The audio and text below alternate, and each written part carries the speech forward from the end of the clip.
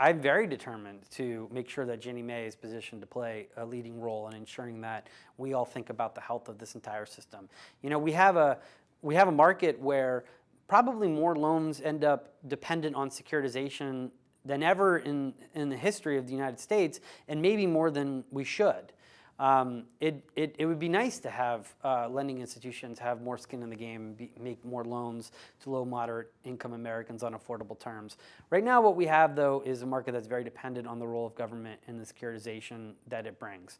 And that's fine, but if we're going to do that and we're going to do it responsibly, then yes, we're going to play a very strong leadership role in making sure that everybody in this system is behaving in a way that's responsible. Ginnie Mae has a very sophisticated risk system in place right now. So we have a number of models that are run on both a monthly and a quarterly basis. We have what we call we have two primary tools that we use. The first is called Corporate Watch. And essentially that risk weights and risk grades all of our issuers on our platform, 1 through 8, 8 being the worst.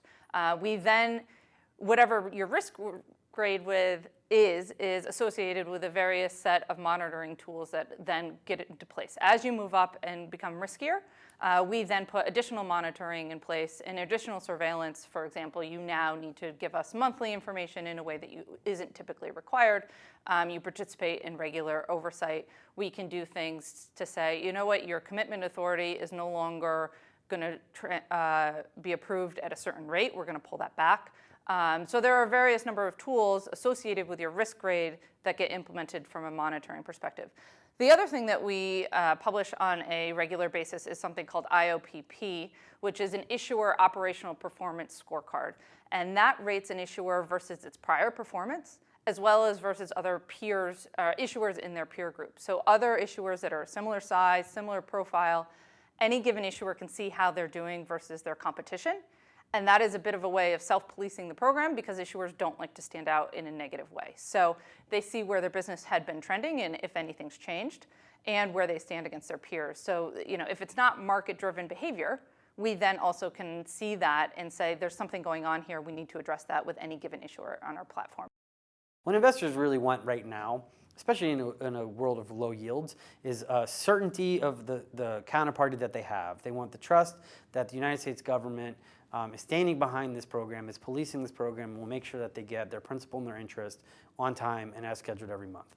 We then, as the facilitators of that, have the responsibility to not only make sure that we deliver to the investors what we've promised, but to make sure that taxpayers are protected by saying, all right, well, if we're going to facilitate global capital into this market, and as the federal government, we're going to be responsible for overseeing this program, then everybody over here, the servicing community, the issuing community, has responsibility to live up to their obligations and be sure that they can remit monthly principal and interest.